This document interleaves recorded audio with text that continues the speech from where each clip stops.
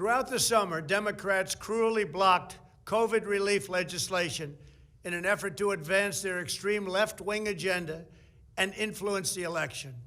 Then, a few months ago, Congress started negotiations on a new package to get urgently needed help to the American people. It's taken forever. However, the bill they are now planning to send back to my desk is much different than anticipated. It really is a disgrace. For example, among the more than 5,000 pages in this bill, which nobody in Congress has read because of its length and complexity, it's called the COVID Relief Bill, but it has almost nothing to do with COVID.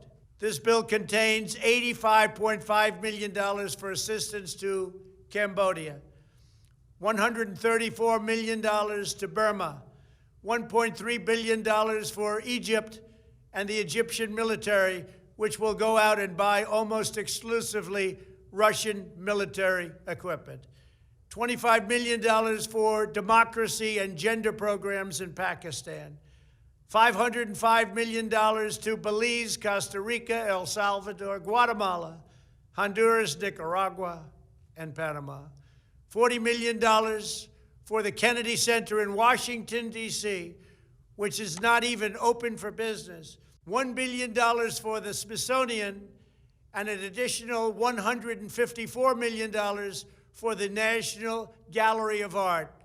Likewise, these facilities are essentially not open.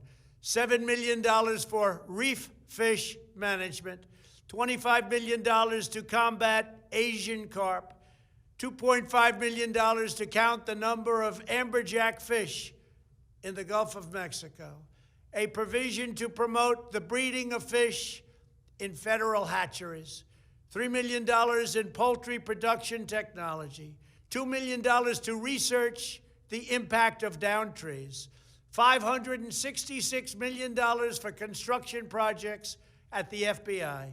The bill also allows stimulus checks for the family members of illegal aliens, allowing them to get up to $1,800 each.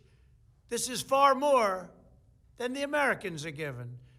Despite all of this wasteful spending and much more, the $900 billion package provides hardworking taxpayers with only $600 each in relief payments.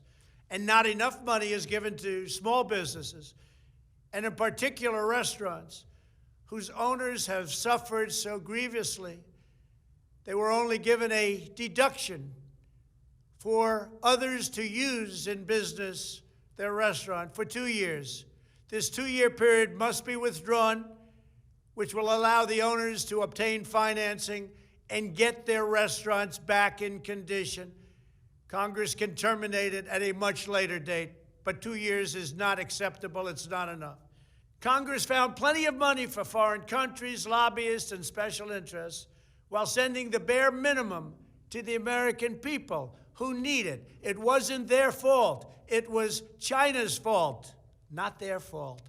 I am asking Congress to amend this bill and increase the ridiculously low $600 to $2,000 or $4,000 for a couple. I am also asking Congress to immediately get rid of the wasteful and unnecessary items from this legislation and to send me a suitable bill, or else the next administration will have to deliver a COVID relief package, and maybe that administration will be me, and we will get it done. Thank you very much.